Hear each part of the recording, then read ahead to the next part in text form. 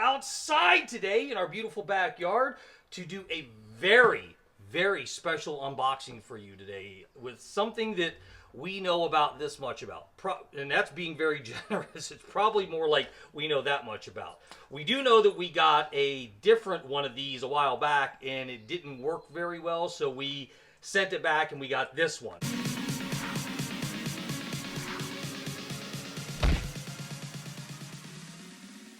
This is from Renogy. We bought it with our own money. They're not a sponsor of this video.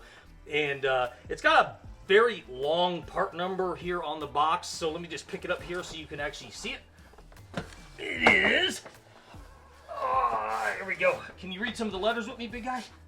Right there. What are the letters? R-N-G.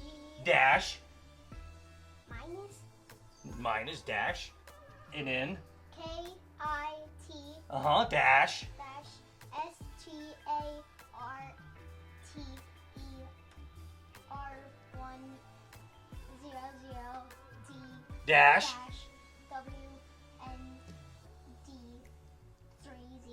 That's a mouthful, right, guys? It's a whole lot of stuff right here for just a few things in this box. Essentially what this is, it is a 100-watt solar power starter kit. And that means it comes with the panel, all of the wires, the mounting brackets, and a solar charging controller. We hope. That's what's supposed to be in this box. So let's put it down here. And we have another special box right here that we're going to show you here in a second that goes along with this. So let's open it up here. Is there box openers down? Oh, okay. There's one here, and there's one way over on your side. Oh no, there's staples. Oh my god. Oh no. I hope I don't have to destroy the box. Oh, we have two ways. There's one way over here. Yeah? Our LED light is not liking us today. It's blinking. Can you see? Blink, blink, blink, I see it. blink.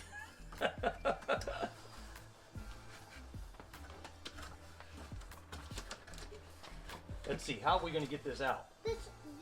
This. Just dump it? Yeah. Oh, it says fragile though. See? It says fragile. Fragile. It says caution. Do not top load. Inspect immediately. If damaged, notify the seller. Oh, no. Oh, see, that's the top of the panel. All right. You can tell we've done this like no other time before with this type of box. Here we go. Let's try to get it open up like this. Let's put it down here then, maybe. We're just figuring this out, folks. Let's see. Let's flip this open right here and this open right here. We don't want to destroy the box because if we have to send this one back, then we want to make sure that the box is okay. Let's see here. Pop that open like that. And we'll slide this out like this. And we got it. We got it. Oh, let's get this foam thing right here so we don't damage the panel. Okay. Woo! That's heavy. All right, let's get this one box off of here. All right, so this right here is the solar panel. That's a lot of work to get the box open. This is what is called a monocrystalline panel. You know what that means? That means a whole lot of science went behind making this. But essentially there are two different types of solar panels that I've learned about going into our research. There are monocrystalline panels and there are polycrystalline panels. I hope I'm saying those words right because I'm new to this whole solar stuff. This is a monocrystalline panel, and you can always tell the difference because the monocrystalline panels typically have these diamonds or triangles in these sections, and a polycrystalline panel looks like it's almost one sheet of black. That's about as far as I know about them, other than some of the other research that I did was the monocrystalline panels, this one right here, are supposed to be a little bit more efficient in collecting the solar energy from the sun and converting it over to electricity to power what we're going to power up with, which is our chicken coop. That's what this is for. So the panel looks good. I do like how this thing is made. It's made with kind of aluminum siding, so they're not going to rust and fall apart. On the back here, I'm noticing something different from this one versus the 50-watt panel that we did have. Is this one gives you more options for mounting. So the 50-watt panel that we had only had mounting brackets on the side. I think it was the side or the bottom, but it basically had one way to mount the brackets. This one has corner brackets and brackets here. So yeah, this one looks to be a little bit more forgiving on how you want to mount the brackets. And then up over here, let's put these corners back on so we don't scratch this thing while it sits on the cement. This right here is the back of the solar panel where you can kind of see through the light. You see my hand, the shadows, hopefully. But this right here is where all of the panels come together and meet right here. And I don't know the technical term for it, so don't yell at me because this. But this is where the wires then connect to the solar controller. I'm pretty sure that's what it's called. And you have two different inputs on here. You have one that looks like this and one with the red O-ring right here. And this is going to be your hot wire, and this is going to be your ground wire. So that's kind of what I understand. If you are majorly into solar and you know this to be different, then just leave a comment below, because again, we are complete newbies on this solar stuff. We're learning as we go, and we thought we would share this experience with you so that if you're looking to do solar in your own environment for your house or for your shed or your workshop, maybe this will help you make a decision. The 50-watt panel that we did have was about half the size of this. This is a 100-watt panel. So again, I am just under 6 feet, and you can see it comes up to me. He is about 40 something inches, and you can see it is just shorter than he is. So anyways, this is the panel. Not much more to say about it. You got a bunch of solar cells up here in the front, and hopefully this thing is going to do its job. So we'll set this off to the side, and we'll get here into the box so you can see what's in it. This is all part of the kit. So let's see, what side does it open up from? I think your side. Oh, you were lucky. You got the cool side. Let's flip it over this way. So inside the box, we have a couple of things.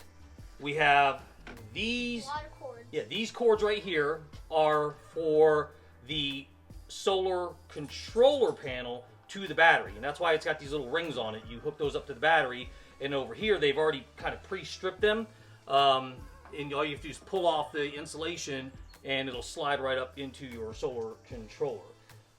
Then it has two more cables that are quite long. I don't know the length of these to be exact, but they're quite long. And you can see that one has got the red ring on it, and one of them doesn't have a red ring on it. And basically, you just follow the opposite of the cables that I showed you on the back of the panel, and you plug them in. They snap right in place. It's really simple. And then the other side, you can see right here what I was talking about, where they've already got it pre-stripped, so you have to just pull that insulation off and plug it into your solar controller.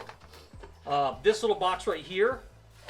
Oh, I'm weaving your nail. Where's your little nail? We don't have a pair of scissors out here, so we're just using a nail to slice through the tape that's on the boxes. A nail. This is Renogy. I assume that means it's been inspected and sealed for our protection as a consumer. And these are your mounting brackets for the solar panel to keep it elevated from the roof that we're going to be mounting it to. There's 4 of them. There are 4. Good counting. And they give you all of the hardware necessary, so you'll be seeing all that. We're going to be installing this in kind of time-lapse mode, so you don't have to like watch us screw bolts together or anything like that. So. And also this one. Oh, that is the solar controller panel. This is really cool. This is kind of the brains of the system, so to speak. Again, we're just novices on this. We don't really know, exactly. But I call this the brains of the system, because what happens is you take the solar panel that I showed you and the wires, and you connect them into this part of the solar controller. Let's see, solar charger controller. See, I was right. And then this one is a little bit special because it also has the ability for doing a temperature sensor. It doesn't come with the kit, but you can buy a temperature sensor to place near your battery, make sure your battery's not going to get overheated. And then it has this RS-232 cable, and I'm not sure what that's for. There's something that we can plug into that as well. I will find out what that is and put the link for the temperature sensor and the RS-232 component, and I will put those in the video description below. But this is the Renogy. It's branded, kind of embossed right there. So it says Renogy, and it's called the Wanderer Solar Charge Controller. Again, I call this the brains of the system. This is a 12 volt, 30 amp controller, and the maximum input power is 400 watts. So you could actually take 4 of those panels and link them together and put them into this, so we have plenty of expandability with this controller. And then you take from down here and you plug in these 2 little inputs, you plug that into your battery. This one is a little bit more advanced than the last controller that we tried out, but this one doesn't have something that I wish it did. Being the more advanced controller, it doesn't have an LED on the front to tell you what's going on with the controller, like how many volts are coming in or amps are coming in from the panel itself. So what we did is we bought something else to go along with this kit. So this is the solar controller, and here you go, buddy. This is a solar controller. Again, it's the CT, it's a type, I'm looking on the back, you think I'm memorizing all this stuff, but I'm not. Yeah. Right on the back it says type CTRL-WND30LI.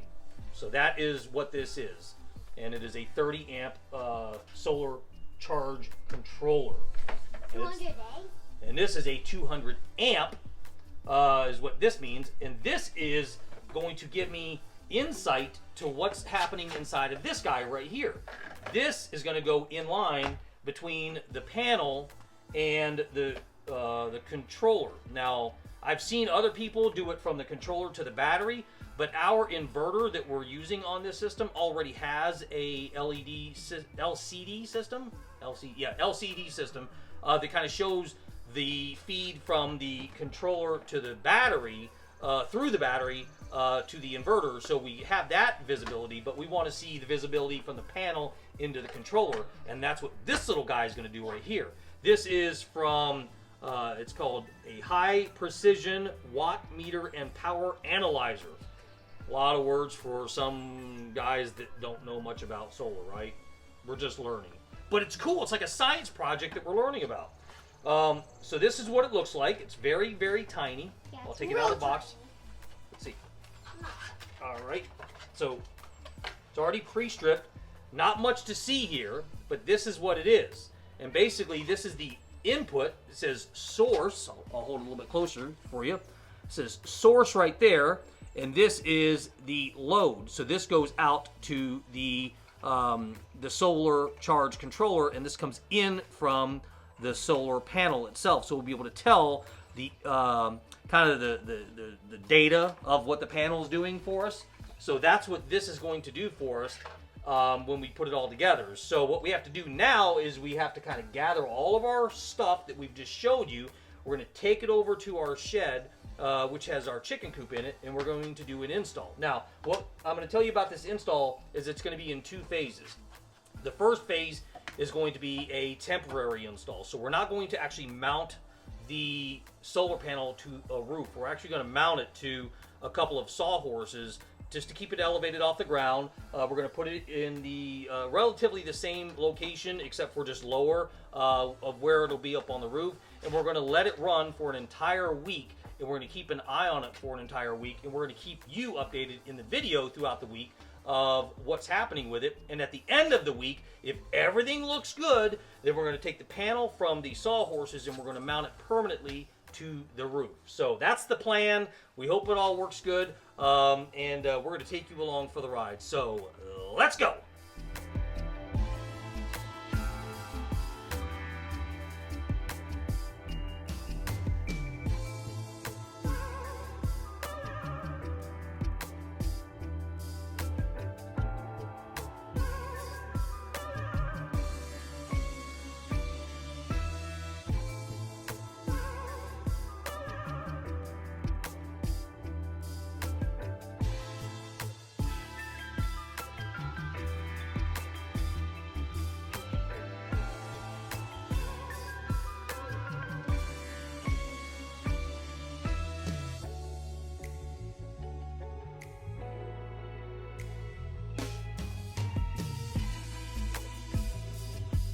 All right, guys, I am done with the installation. As you can see behind me, it's temporary for right now. I did mention that at the very beginning of the video that this was going to be temporary for at least a week. And the reason why I'm doing it this way is I don't want to go climbing up onto the roof and drilling holes into the roof panels unless I have to. So I'm going to run this for a week in its current configuration. It is just about where it's going to be on the roof, so I will basically take it from there and mount it straight up above there on the roof when I am done. But for now, I'm using the bolts that came with it, and I've secured it to each corner using the bolts that it came with to the sawhorses, and it's going to sit here for at least a week, and I'm going to be monitoring the power output of the panel and make sure that it's generating enough power in even the worst conditions to service the chicken coop that this is going to be installed for. So you can see today we are overcast, so it's not optimum for solar, and that's good because I don't want it to be optimum right out of the gate. I want it to kind of be not the worst of the situations, but not the most optimum situation, so I can see that even in the overcast days, will we get enough power to the chicken coop. So below the panel, as we talked about before, we have the junction box. I've been told that this is where the diodes connect to, and this is where the leads feed down to the wires that go to the control panel, the charge controller, I should say. They are marked positive and negative by a red O-ring, and there's not an O-ring on one of them, but if you don't want to figure out that for yourself, they've been nice and they've actually labeled the cables up here positive and negative, and you always want to hook up your negatives before you hook up your positives. I'm going to walk you into the coop now, at least into the shed area, to what I'm calling control center, to where I'll show you everything that's happening here. So right out there we've got the solar panel that we just talked about, the leads that are coming through. They come up and they feed the Wanderer solar controller, and this is kind of the brains of the operation. But like I talked about, this doesn't have a kind of a readout to tell me what's going on. It just has the green light flashing, which lets me know that the panel out there is feeding a charge to the battery. The battery is hooked up. We have a green light there. And then we have a red light here. That's not a bad thing. As you can see right here, we've got a different set of selections that we can set this solar charge controller up for. A sealed battery, a gel battery, a flooded battery, or a lithium ion battery. And because we have a 29, what is this? A 29 HM deep cycle marine battery. This is a flooded battery, and you can always tell a flooded battery by the caps. If you can take these caps off right here and add more fluid to the battery as it's needing it, it's called a flooded battery. So that's what it is, and that's why we have the light set up for a flooded battery. On the battery itself, we've got positive and negative. The positive leads are hooked up last. The negative leads are hooked up first. So let me walk you through how you set this whole system up. Get your battery in place. I've built a little shelf here for the battery to sit on. You get your inverter, get that put in place here, and then you put your your solar charge controller in place, just kind of mounting it all where you want it to be. Then you're just going to start hooking up the wires. So then you'll hook up your negative wire from your inverter to your negative terminal of your battery. Then you'll hook up your positive from your inverter to the positive terminal of your battery. Then you're going to go down, and on your solar charge controller, you're going to hook up the battery first. Don't hook up the solar panel first. Always hook up the battery first. So you hook up the negative wire from this terminal to the negative terminal post of the battery. Then you'll hook up the positive terminal from the solar charge controller to the positive terminal of the battery. And then the battery light will turn on, and this will be green right out of the box. So then you depress this button, and you hold it for about 5 seconds or 10 seconds, and then it'll start to flash. And then you can tap through the different colors that you need it to be on. So sealed, gelled, flooded, or lithium ion. So it goes from green, orange, red to blue. We've got it set up for orange, red right now. It's kind of hard. It looks like orange on the camera, but I guarantee you that it is red.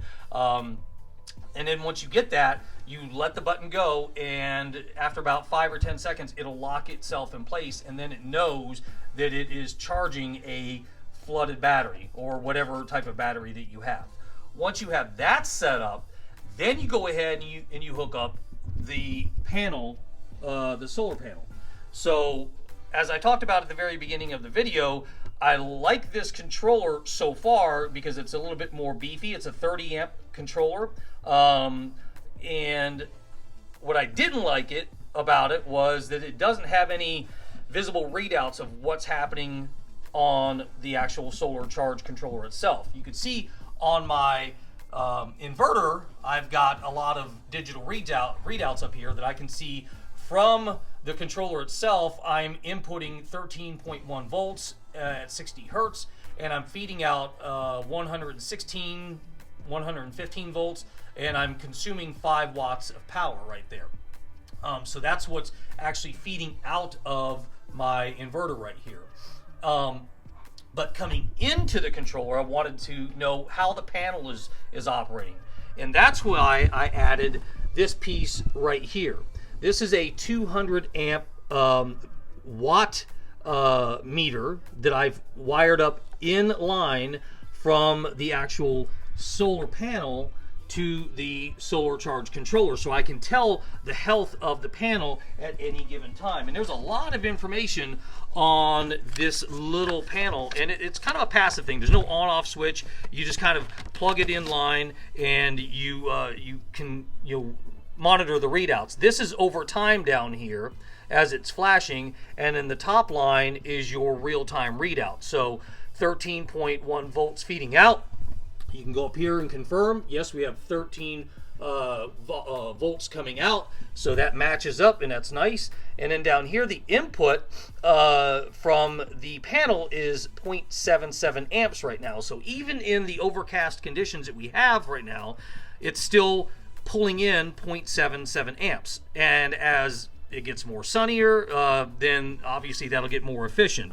But the bottom area, you see that flashing information is showing a lot of different data, and I hope you can pick that up on camera. And that's showing a couple of different things. You can see it doing a WH, an AP there, and then a VM there, and then a WP there, and then there's an AH there. So as we're going through that, the WH is your watts per hour that you are consuming on that this system right now. So that's what the WH stands for. And then as we circle back around, let me see, VM, there's a WP, there's the AH, get back around. So the WH is the watt hours. Then you have your AP. Now the AP is your amp peak on that. So that's your amps and amps load on your system right now. So that's what the A with the little P stands for. That's your current, and that is your load on your system. And then you have, let's see, WH, and then you've got AP, and then the third one is VM. So the VM is actually your volts minimum.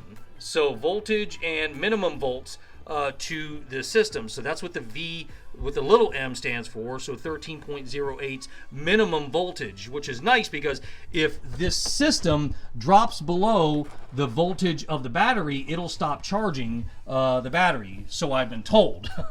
And then the last piece on there is AH, and you see that right there on this on the little LED screen, and that is your amp hours, and that's your total displayed amp hours delivered since the startup screen ended. So this thing is kind of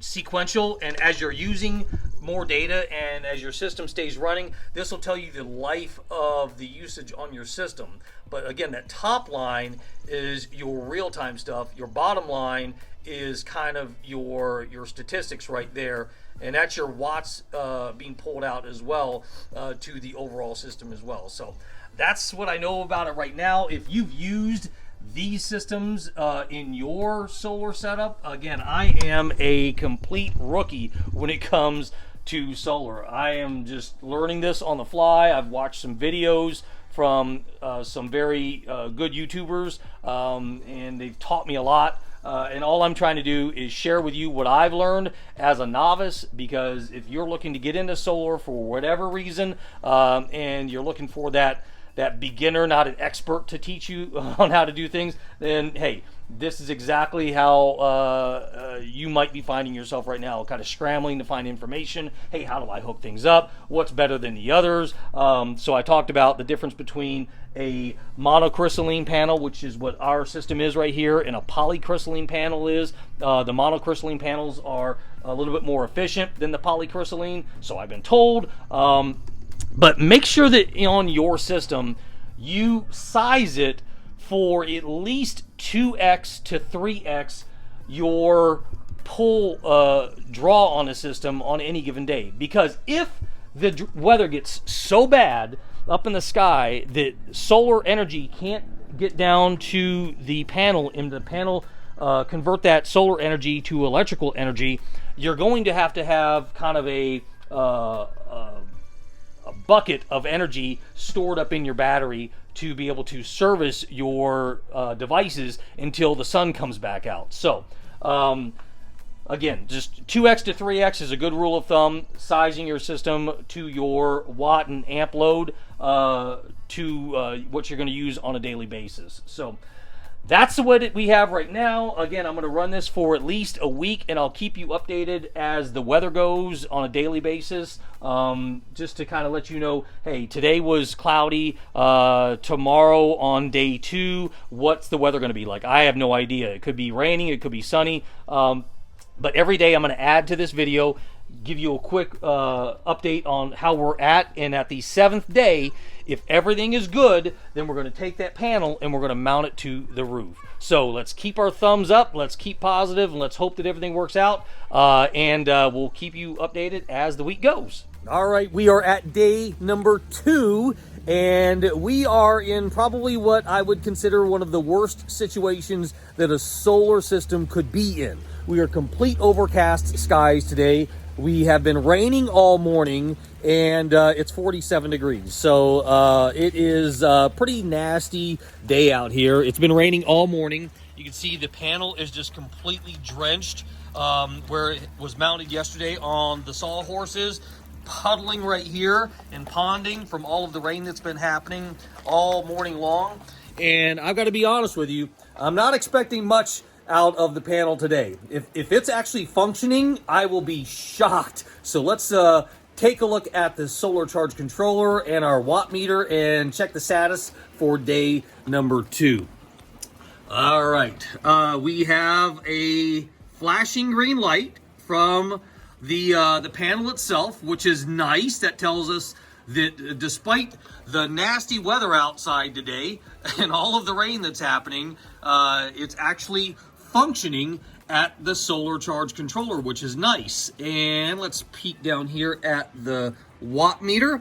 We're pulling in from the actual source, which is the panel, because remember, this is in line to the panel. These wires go directly out to the panel, coming in through here, feeding up to the actual solar charge controller. So what we're seeing here is actual amps pulling in from the panel right now, which is 0.25 amps.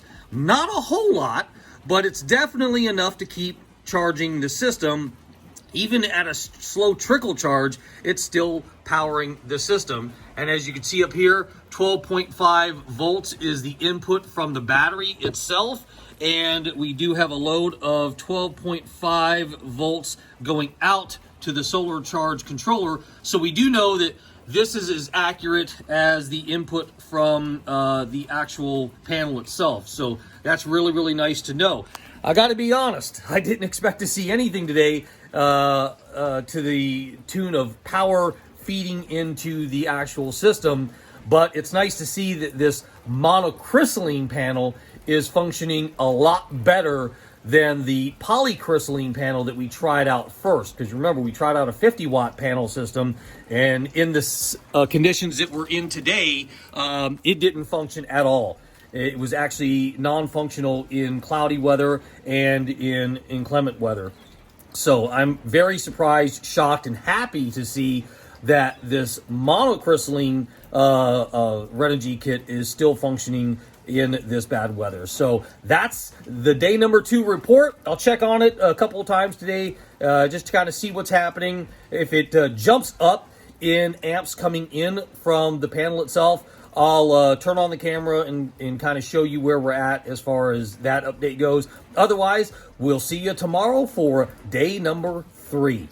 Hey friends, welcome to day number 3 in our check-in of our solar system to see how it's doing today. And as you can tell from behind me, probably some sun glare in the lens, the weather is completely different than what we had yesterday. Yesterday, we had cloudy, overcast skies and raining and cold all day. And today we have a nice bright sun up in the sky, partly cloudy, and a nice, clear, dry solar panel in direct line of the sunlight. So let's go inside and look at master control to see what's happening.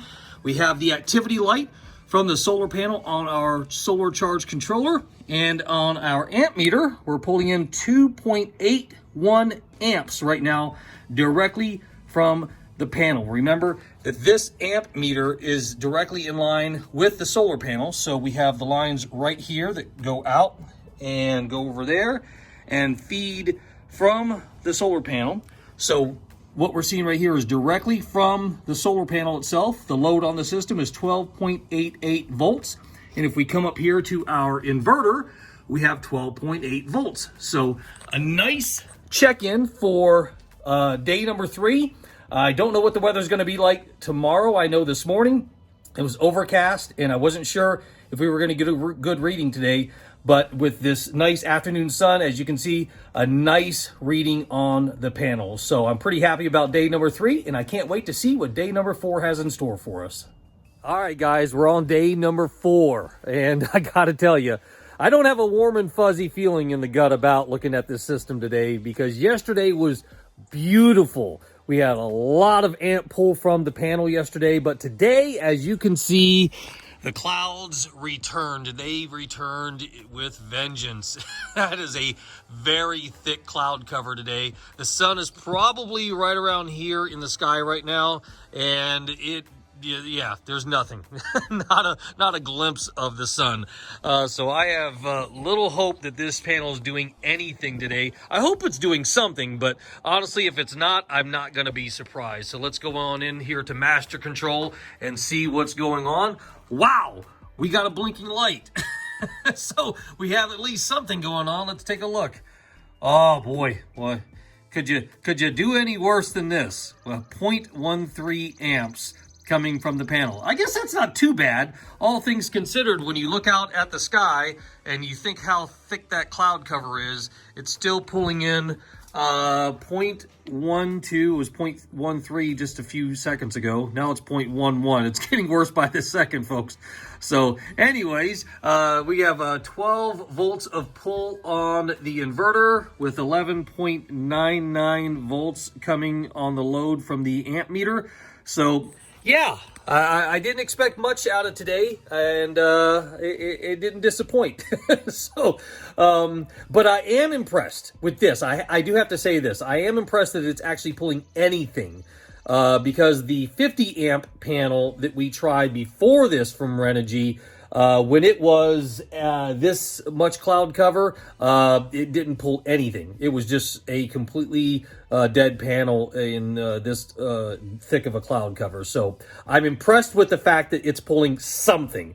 We're at least getting something fed into the battery, and that's important. So, but I did want to say yesterday that I did some research, and if you remember the numbers yesterday, I think we were at 2.8 amps or something like that, and that was kind of impressive, because when I looked up a 100 watt solar panel from Renogy, it says that it will do at best 6 amps in optimum sun hours of the day.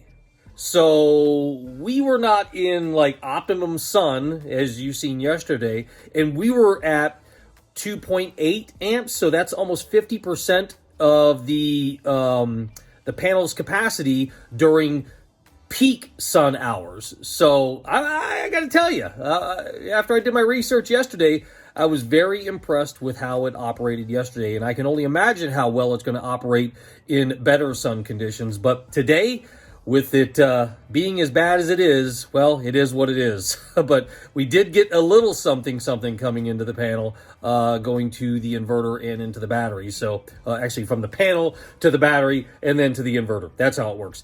But that is what it is today. Like I said, not very nice skies out here today. And I'm hoping that tomorrow will be a little bit better. And we'll see a little bit more improvement on the panel, just like we seen yesterday. So we'll stick around for day number 5.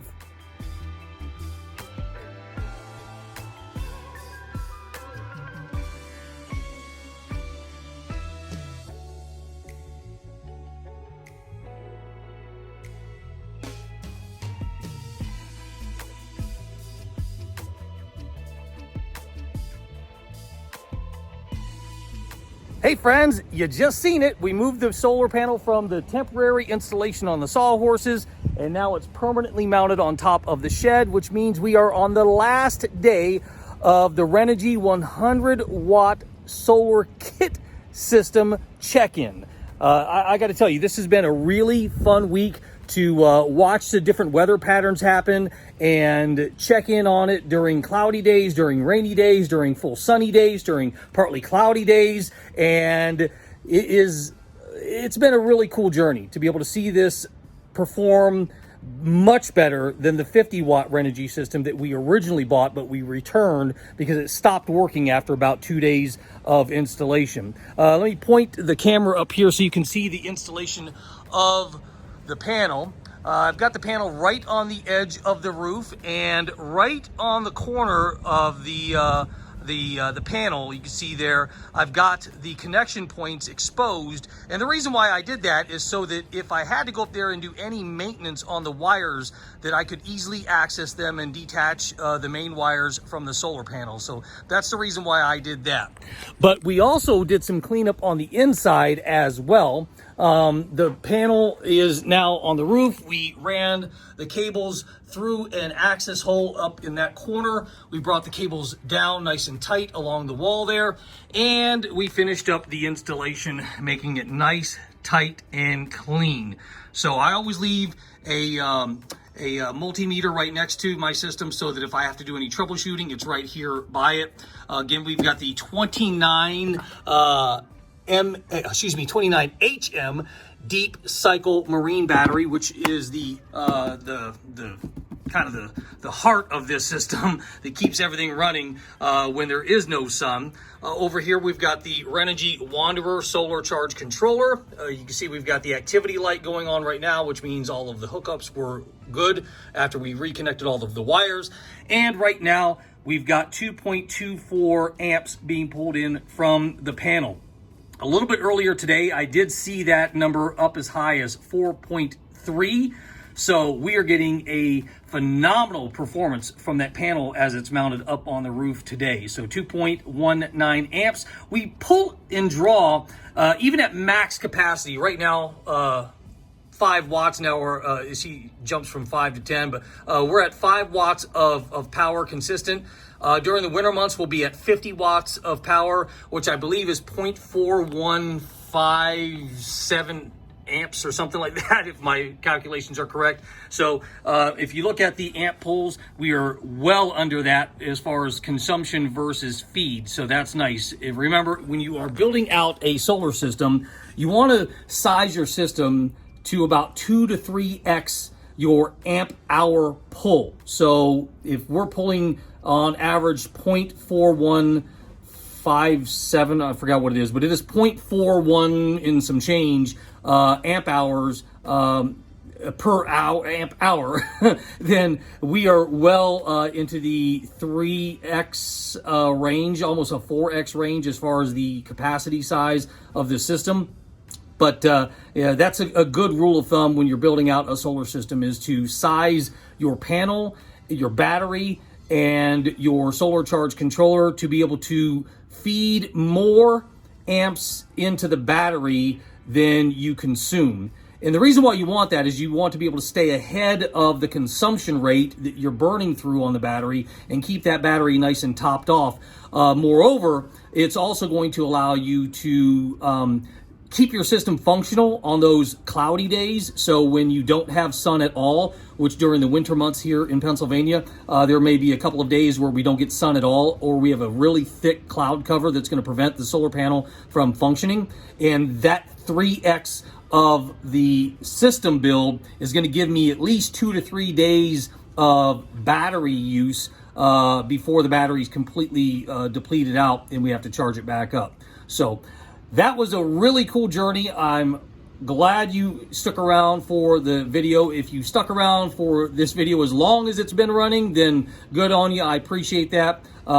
It's really been kind of a show and tell as I learned. I was hoping to teach you guys as well what I've learned, so that maybe if you're a novice like myself and you're trying to get into solar, maybe it'll help you out, because I had to do a lot of research when I was doing the installation for this system, and I found a lot of different ways to do things and ways that seem to work, and I tested it out with the 50 amp system, or 50 watt system, and it just didn't function good. So yeah, again, we are looking at the Renogy 100 watt panel up there, mounted to the roof. I'll show you the box that it came in.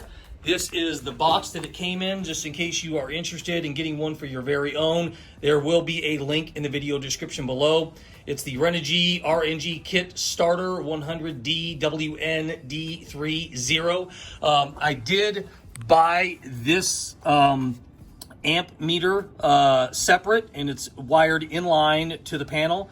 As we talked about in a couple of the other segments of this video, that the panel comes in right here. This is the panel wires from the solar panel on the roof, and then it feeds into here, and then it feeds up to the Wanderer. The Wanderer then converts it over and sends it back out through these wires to the battery.